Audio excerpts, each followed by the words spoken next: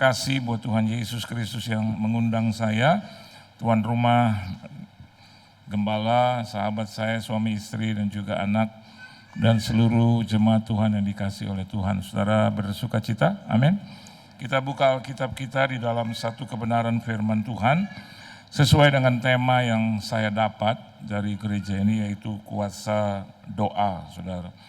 Kita akan baca bersama-sama di dalam Injil Matius pasal yang ke-9 ayat yang ke-20 sampai dengan ayat yang ke-22. Matius pasal yang ke-9 ayat 20 sampai ayat 22. Kalau saudara berkenan, kita boleh baca bersama-sama. 1, 2, dan 3. Pada waktu itu seorang perempuan yang sudah 12 tahun lamanya menderita pendarahan maju mendekati Yesus dari belakang dan menjamah jumbai jubahnya. Karena katanya dalam hatinya, asal kujamah saja jubahnya, aku akan sembuh. Tetapi Yesus berpaling dan memandang dia serta berkata, teguhkanlah hatimu, hai anakku, imanmu telah menyelamatkan engkau. Maka sejak saat itu sembuhlah perempuan itu. Iman itu harus kita minta kepada Tuhan. Biar kiranya Tuhan menambah-nambahkan iman itu dalam hidup kita. Amin. Dan bagaimana caranya adalah memintanya kepada Tuhan. Kenapa demikian? Karena di ayat yang ke-22, kalau Anda lihat di sana, di situ Alkitab katakan Yesus berpaling memandang dia serta berkata, teguhkanlah hatimu, hai anakku, your faith. Apa saudara? Imanmu. Dalam banyak hal Alkitab selalu bilang Yesus yang menyembuhkan, Tuhan yang menyembuhkan. But in this case Alkitab bilang your faith. Amin. What does it mean? Apa artinya? Artinya bahwa kesembuhan itu saya yakin dan percaya semua karena anugerah, karena pertolongan, karena Tuhan Yesus yang buat segalanya itu buat Tuhan. Kita ngomong tentang kasih karunia, udahlah. Itu semua Tuhan yang melakukan, nggak ada tindakan baik, perbuatan baik, hidup yang baik berkenan di hadapan Tuhan, nggak ada itu. Anugerah itu semuanya dari Dia, setuju saudara? Tapi dengar baik, bagian kita itu yang harus kita tumbuh kembangkan. Contoh bagian kita beribadah, amin. Jangan suruh Tuhan beribadah, kitalah beribadah kepada Tuhan, amin. Jangan memberhalakan anak, gara-gara anak gak bisa kebaktian, itu berhala loh. Kalau kita mengasihi anak harus, punya waktu buat anak harus. Berhala itu sesungguhnya adalah sesuatu yang lebih tinggi sifatnya dari Tuhan, itu berhala. Udah itu terjemahan bebas, berhala. Anda tidak bisa kebaktian karena kau punya pacar ajak Anda tepat jam 1, kenapa harus jam 1 gitu? Kan dia bisa ajak makan jam 10 gitu. Atau nanti jam 5 sore, diajak jam 1. Kenapa? Karena berhala itu sedang menghampiri engkau. Dan banyak sekarang keyakinan-keyakinan bilang begini, nggak apa-apa kan, Tuhan yang kasih itu jodoh, kenapa kita harus juga nggak bisa makan sama dia? Pakai dong hikmat, kebijaksanaan, akal, budi, marifat itu. Ketika ingin memberikan sesuatu, lo nggak beri perpuluhan kan toh nggak apa-apa. Itu semuanya dibuat, semuanya boleh. Akhirnya semua firman itu diselewengkan juga bisa.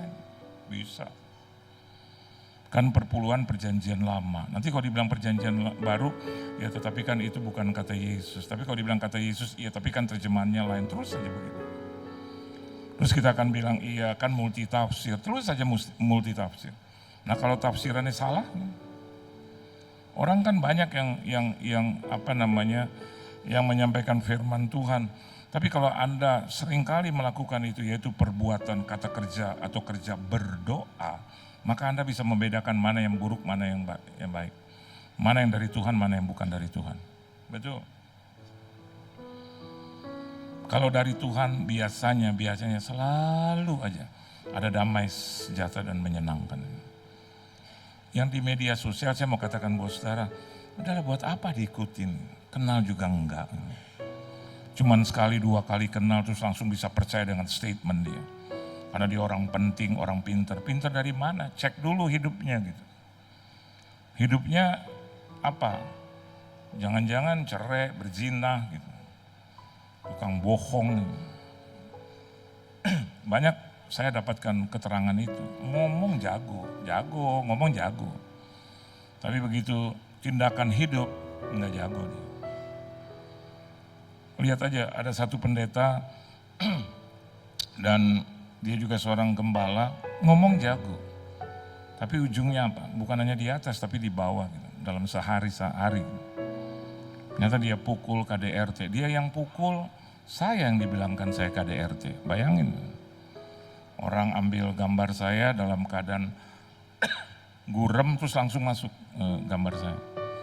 Dan mulai menghujat, ini dia nih KDRT, ini KDRT. Aduh, komentarnya semua, ini pendeta KDRT.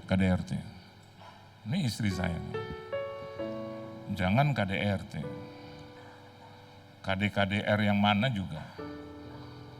Saya pernah nggak KDRT? Jangan pakai geleng, jawab. Pernah nggak KDRT? Nah, pernah. Ada dua hal saya nggak lakukan itu, Albert. Yang pertama, I love her so much. Iya dong, orang yang tidak KDRT berarti she atau he loves her or him so much. Yang kedua, bagaimana saya mau KDRT? Dia lebih galak dari saya, gimana? Ini lebih galak. Kalau ribut mana pernah mau ngalah. Apa? Yang begini nggak bisa KDRT sudah. Bisanya apa? Angkat tangan mau KDRT terus tempel di pipi, I love you. Itu. Benar apa benar?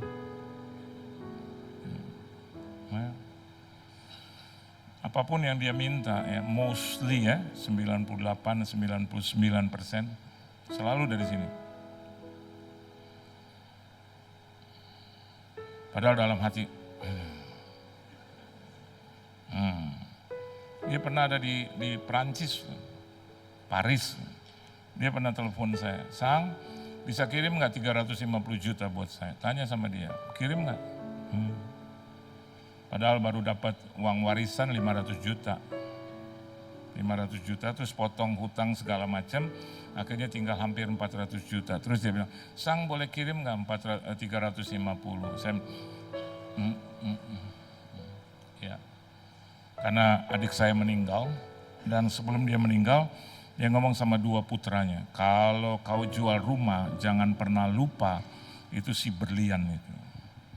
Berliannya sama ini. Adik saya selalu panggil saya apa? Berlian. Dia bilang emas biasa, lo berlian. Karena apa? Ya karena mau tahu tentang hidupnya aja.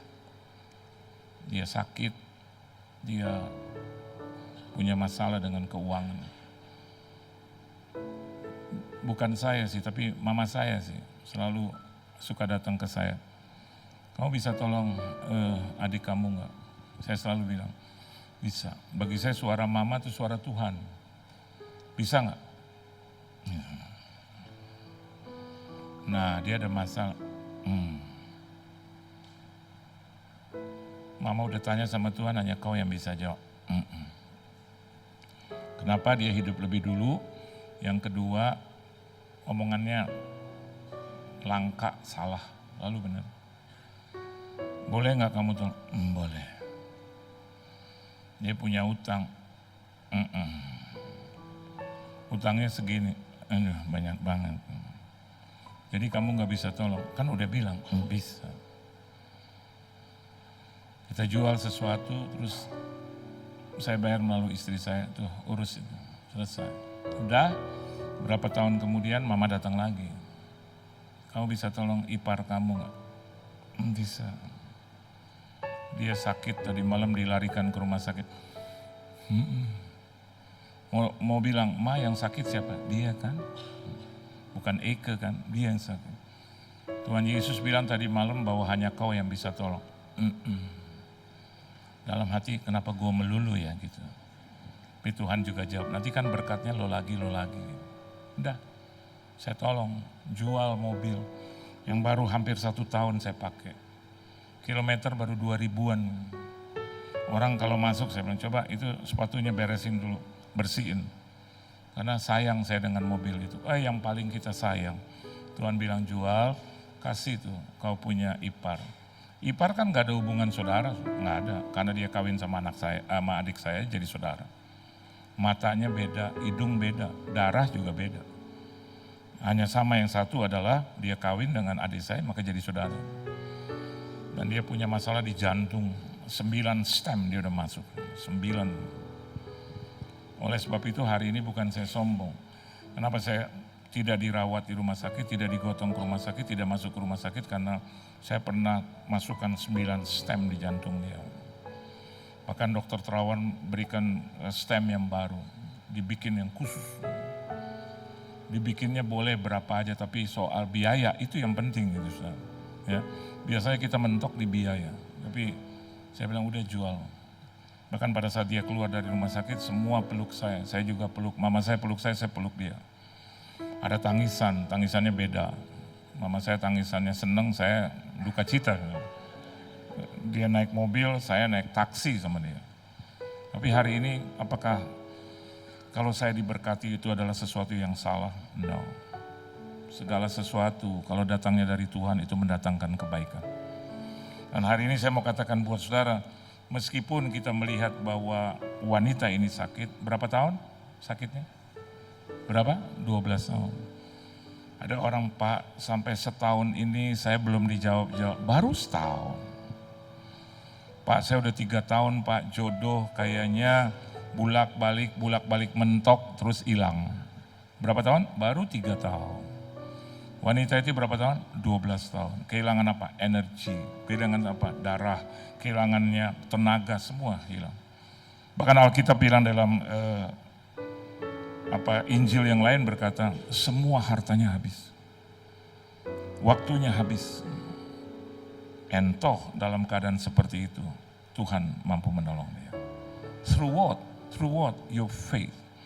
Nah, Tuhan itu selalu melihat iman kita, dan iman kita itu adalah sesuatu yang kita mohonkan kepada Tuhan. Melalui apa? Doa. Coba Anda lihat ayat 21 lagi, kita baca bersama-sama ayat 21. Ayo, 1, 2, 3. Karena katanya dalam apa? Hatinya. Stop. Dalam apa? Hatinya. Dalam apa? Hatinya. Who knows? Nggak ada yang tahu. Only who? God knows. Amin. So, saya terjemahkan ini sebagai doa. Harapan di sini. Dan saya kenal betul Tuhan saya. Bukan saya berarti sok. Kenapa? Tuhan itu adalah penjawab doa kita. Dia jawab doa kita. Enggak akan pernah. Mama saya doa, kau akan dipakai Tuhan luar biasa. Kau akan pergi ke seluruh dunia. Kau akan pergi ke 5 benua. Dan engkau tidak akan pernah kekurangan. Dan engkau akan menjadi hamba Tuhan yang dipakai. Engkau tidak akan pernah ada dalam satu masalah dan masalah itu tidak bisa tertolong lagi. Tidak akan pernah. Dan kau akan menjadi pemenang. Kau menjadi hambanya. Selalu cukup dalam segala hal. Betul. Dan saya imani itu, saudara. Hari ini cukup. Walaupun ada tambal sulam kanan kiri, tetap cukup. Tetap cukup. Karena hidup ini buat apa juga terlalu berlebih amat gitu, ya. Enggak kepake juga, ya. Lebih baik cukup aja. Kita makan cukup, ya. Kita pergi ke sini cukup, bensinnya cukup gitu, ya. Kadang juga bolak-balik mobil, anak pakai, istri pakai, saya pakai. Kadang-kadang keponakan pakai, keluarga pakai, ya. Bensinnya terus aja isi, dan hebatnya itu cukup, nggak pernah bensin saya isi air, nggak pernah, selalu bensin terus bensin. Saya nggak pernah juga berdoa, Tuhan jadikan air rubah jadi bensin, nggak pernah. Karena kalau mogok bagaimana? Tuhan bilang isi bensin tolol, isi bensin. Bagaimana caranya? Minta sama yang itu. Halo, minta. Saya mau melayani engkau, tolong cukupkan segala sesuatu. Saya nggak punya saya nggak bisa naik mobil, sampai hari ini saya nggak bisa setir. Tuhan berikan kita sopir-sopir hebat, ada aja. Terakhir kali sopir saya mati, terus saya pikir ya mati juga pelayanan, enggak juga, yang mati sopir saya, pelayanan nggak mati-mati. Besok udah dapat lagi supir baru. Ada sopir yang kadang-kadang juga sampai hari ini sopir saya yang ini nih nggak tahu jalan. Pokoknya udah besok tiba-tiba udah salah lagi itu jalan. Saya bilang kiri, kanan, kiri, kanan. Tapi Tuhan berikan kepada saya yang begini. Kenapa? Masih muda, belum menikah, kuat. Ini yang saya cari.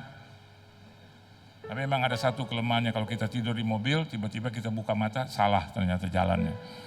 Kalau kita mau marah sama sopir, Tuhan bilang, bukan dia salah, kau salah. Kenapa saya salah? Kenapa kau tidur? Jadi kalau dia yang supir, saya selalu kiri, kanan, kiri, kanan. Anda juga salah kalau tidur di ibadah. Amin, saudara. Halo. Ada ibu-ibu yang kalau dengar firman sampai merosot. Kayak mau melahirkan gitu. Hati-hati loh. Di Tuhan, posisi itu penting. Halo. Ada yang dengar saya punya khotbah di Reels. Oh, kenapa Pak? Nggak apa-apa kan tidur lebih baik di rumah Tuhan daripada di rumah sendiri. Aduh, kacau. Ini kok bisa sampai begitu ya, dia punya pemahaman. Lebih baik, bukankah itu rumah Tuhan, Pak? Oh iya, udah deh. Saya mau bilang terserah, nanti dia marah, terus diviralkan saya. Udahlah, saya diam. Banyak viral sekarang tentang pendeta, tentang hamba Tuhan. Udahlah, saya diam aja. Yang penting tadi saya bilang sama Albert, yang penting kita nggak salah di hadapan Tuhan. Kalau saya salah, 50 tahun pelayanan saya udah dihukum seberat-beratnya. Pasti. Tuhan kita kok. Yang penting nggak berbuat jahat, tidak melakukan dosa. Soal jam tangan naik beli 20 tahun yang lalu sama juga seperti tanah atau rumah beli 20 tahun yang lalu naik. Bahkan belinya cicil, boleh dicicil semaunya Pak Pendeta, udah seneng deh. Ternyata dia adalah seorang kolektor dan dia bilang sama saya, Bapak beli ini, nanti bertahun-tahun akan naik. Saya bilang saya nggak lihat itu, satu aja saya lihat, saya bisa punya barang bagus. Ternyata setelah 20 tahun, itu harga naik tinggi. Dan saya udah mau jual berkali-kali, tapi istri saya dan 2 anak saya larang saya. Karena saya mau ini jam tangan itu, saya hadiahkan buat mereka berdua kalau mau menikah. Biar mereka tidak bergantung kepada suaminya, itu aja. Dan Tuhan tahu hati saya. Bahkan pada saat itu saya mau jual untuk pendidikan mereka di S1, S2, S3. Mereka bilang gak usah Pak, kita punya cukup kok dana, pasti Papa diberkati. Ya diberkati. Sama istri saya bilang, yuk mah kita sudah ditawar jam tangan ini. Istri saya bilang, no, udah simpen aja, kamu pakai aja jam dinding. Namanya jam tangan ya harus dikenakan di mana saudara?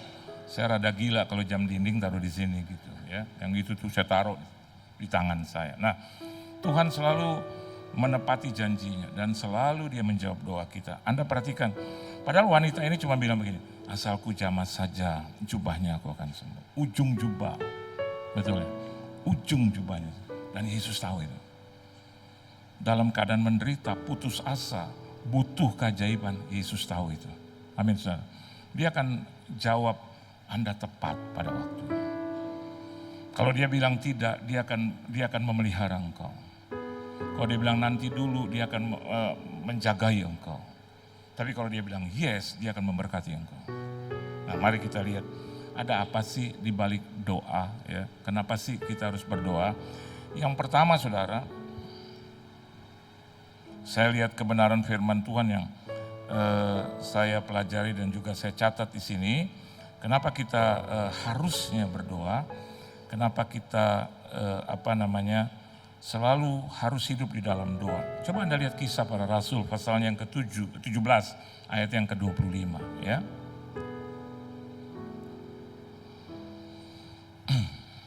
Coba Kisah Para Rasul pasal yang ke-17 ayat 25. Dapat semua?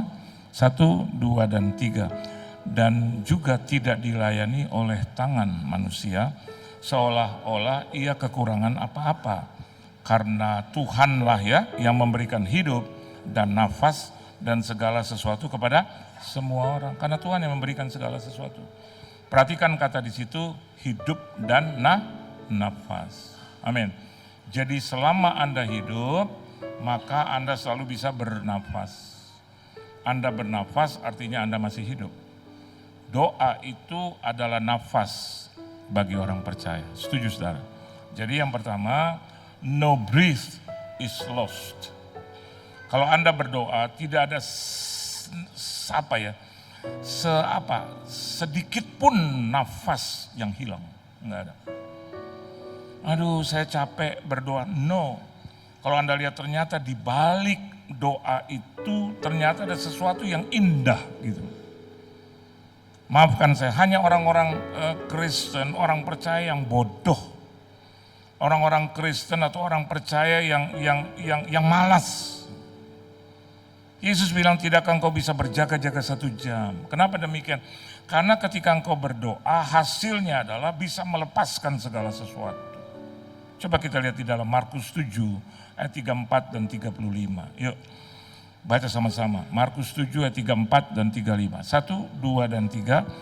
Kemudian, ada lihat di belakang? Markus 7 ayat 3. Oke. Yuk.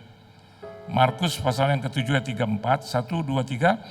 Kemudian sambil menengadah ke langit, Yesus menarik nafas dan berkata kepadanya, Ephata, artinya apa? Terbukalah, terbuka, terlepas. Bagi saudara di sini yang tertutup jalan, berdoalah. Dengan doamu kau bisa buka itu jalan. Amin.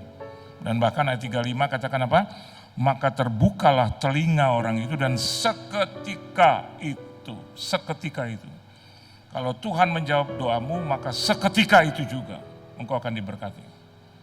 Tidak ada jalan yang tidak tertutup. Tidak ada jalan yang tertutup kalau saya dan Anda tetap hidup dalam doa. You know why? No breath is lost. Tidak ada sehela nafas pun yang hilang kalau kita berdoa. Jadi kalau ada orang bilang, saya sudah berdoa lama, justru bagus, semakin besar itu kuasa melepaskan segala sesuatu. Ingat ya. Terus yang kedua, ini bicara tentang no strength is lost. Artinya tidak ada satu kekuatan pun, tenaga yang hilang, enggak ada. Ya, capek nih berdoa, capek. Pantas ibu saya selalu katakan begini, kamu harus berdoa malam. Kenapa? Karena saingannya sedikit. Anda pernah dengar itu, saingannya sedikit.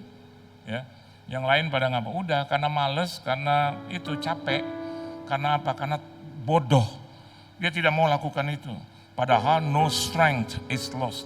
Tidak ada satupun kekuatan atau tenaga yang hilang. Enggak ada. Justru sebaliknya. Coba kita lihat Ayub 9 ayat 19. Ayo kita baca sama-sama. No strength is lost. 1, 2, 3. Jika mengenai kekuatan tenaga, dialah Tuhanlah yang mempunyai.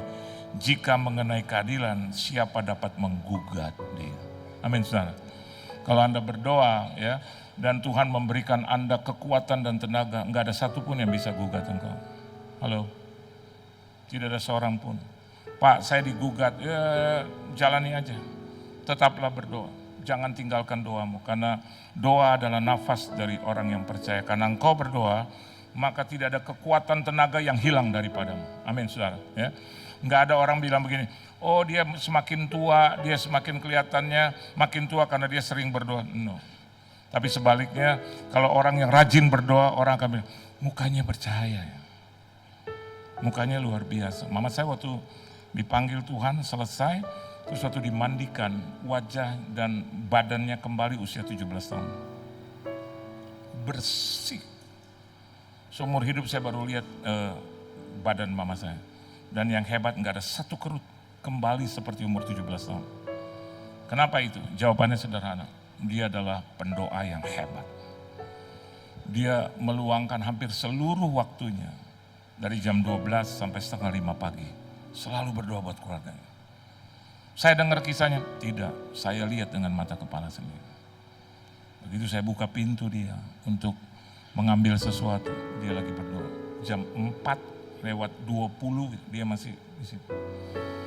Waktu dia mau berdoa, dia tutup itu televisi. Ya, jam 12 saya juga mau ambil air di situ. Ternyata dia sedang mulai berdoa. Jadi nggak heran kalau di dalam mulutnya nggak pernah satu kali pun keluar kata kotor, kata-kata yang menghujat. Suaminya itu nggak adil sama dia, belum pernah dia mau bercerai. Kalau orang yang suka berdoa, dia dekat, intim, akrab dengan Tuhan, dia tahu rencana Tuhan dalam hidupnya. Saya tanya, kenapa mama menikahi dia? Iya, pertama karena mama mencintai, tapi di atasnya adalah ini rencana Tuhan.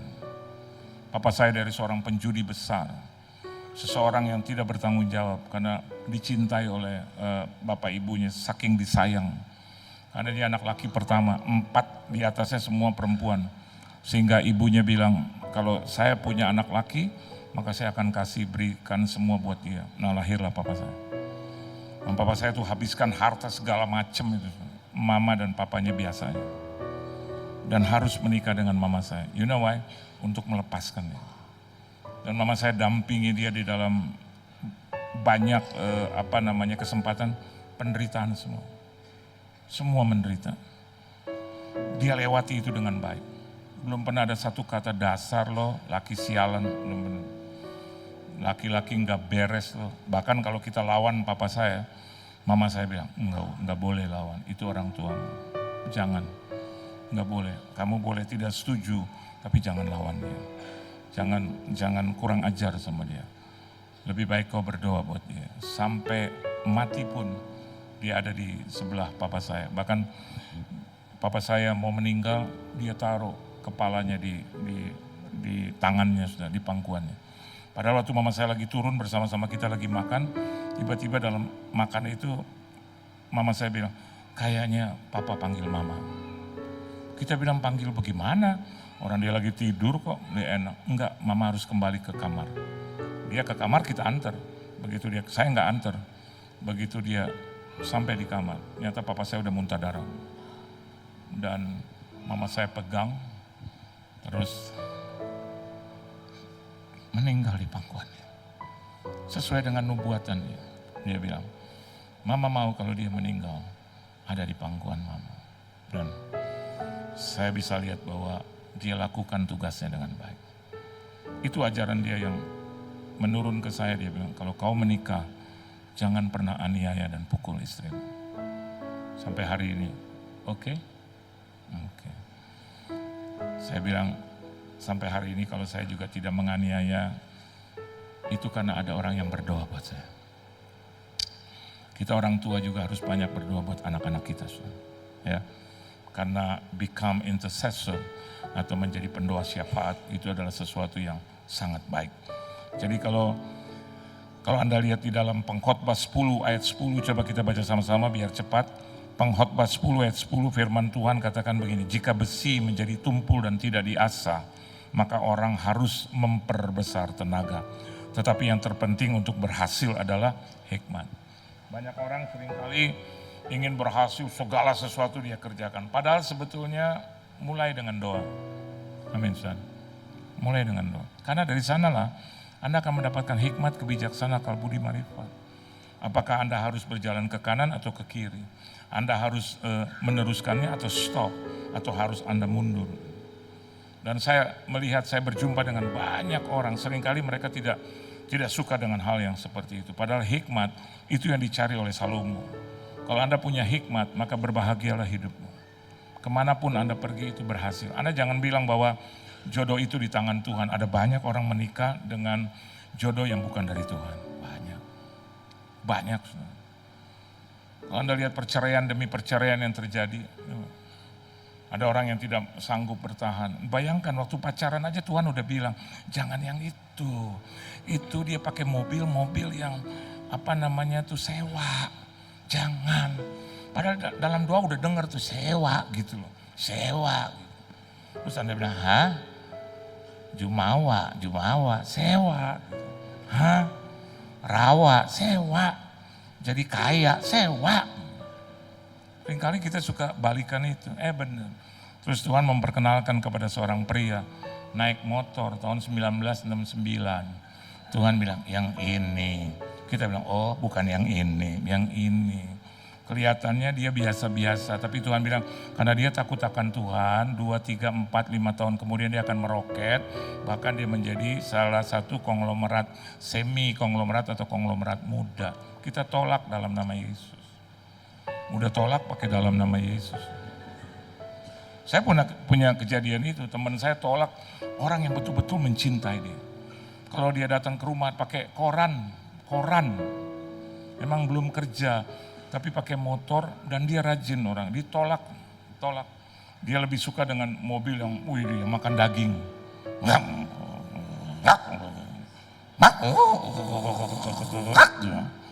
Pernah seorang pemuda datang ke rumah saya itu pakai mobil itu. Saya punya 4 anjing ribut semua. Karena mereka pikir biangnya datang. Ternyata mobil itu Ferrari. Istri saya dari sakit pilek sembuh, saudara. Siapa sih itu? Dan ternyata ada anak muda di situ. Dan saya bilang sama anak saya lihat muka saya, kenapa emang Pak? Emang nggak boleh naik Ferrari? Tapi dia nggak takut Tuhan, Ai. Itu Papa ngomong bener nggak? Saya bilang, bisa dites, Ai. Tes kebohongan bisa dites. Tuhan yang ngomong katanya bukan ini. Kok Papa tahu aja sih? Enggak, Papa cuman bilang itu. Emang kenapa, Ai? Memang, Pak, memang. Dia ngomongnya seks terus, Pak. Dia mau ngajakin aku tidur terus, Pak. Nah itu. Dia udah tidurin kamu, sumpah demi Tuhan. Masih hari ini perawan, bagus. Suruh tuh anjing gila keluar. Benar, I'm telling you the truth. Lebih baik kamu sedikit tunda itu pernikahan, tapi kau dapat yang terbaik. Kadang-kadang cuma orang biasa, saudara. Who knows, masa depan gak ada yang tahu. Tuhan yang lebih tahu. Ini saudaranya dia, saudara. Kalau pergi juga begitu. Datang ke rumahnya jangan pakai koran kan. Duduk. Saya juga duduk, kita lihat-lihatan. Saya belum kerja, dia juga mau cari pekerjaan, lihat-lihatan. Di tempat jenderal, panglima, saudara. Lihat-lihatan. Terus dia suka tanya, pacarannya Mas? Iya juga ya pacarannya. Karena dengan sepupunya. Saudara. Hari ini dia jadi apa? Dia jadi konglomerat Indonesia. Pernah duduk di 100 besar Indonesia. Sederhana. Sedangkan dia punya sepupu. Waduh yang naksir itu semua orang-orang hebat. Untung bapaknya juga suka bilang, pilih yang benar. Jangan cuman menyenangkan mata. Tapi pilih dengan hati. Bagaimana Anda bisa memilihnya? Kalau bukan melalui doa. Amin, saudara. Saya yakin dan percaya hal ini bisa menyenangkan hati kita. Di kemudian hari Anda akan mendapatkan anak-anak yang keturunan ilahi. Anak-anak yang menyenangkan hati Tuhan. Enggak ada lagi yang melawan. Saya bingung kalau ada orang tua terus bilang, anak gue nggak bisa dibilang ya. Bisa. Mungkin juga karena satu dan lain hal. Mungkin karena masa lalumu. Saya punya teman, punya anak, kalau dimaki, anaknya maki balik. Kurang ajar, papa yang kurang ajar. Waduh, dasar lo yang dasar. Gue gampar lo. Anaknya bilang, gampar. Bapaknya gampar, pak. Dia liatin lagi papanya, lagi. Papanya bilang, lu jangan kurang ajar. Papa yang kurang ajar. Disko terus. Nah. Ngobat terus. Bapaknya dulu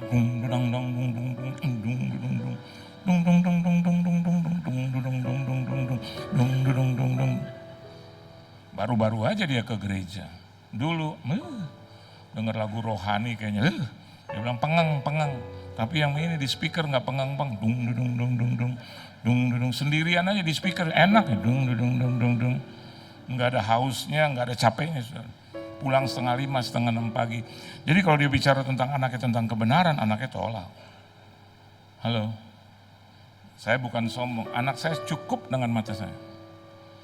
Kalau saya nggak suka, kayaknya berlawanan, saya cukup lihat dia gini. Kan dia tahu.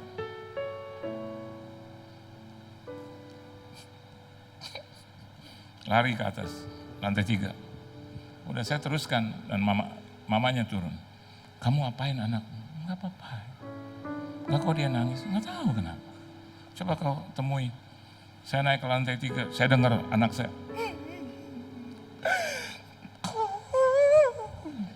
Apa ya? Saya buka pintu, dia lagi tutup bantal.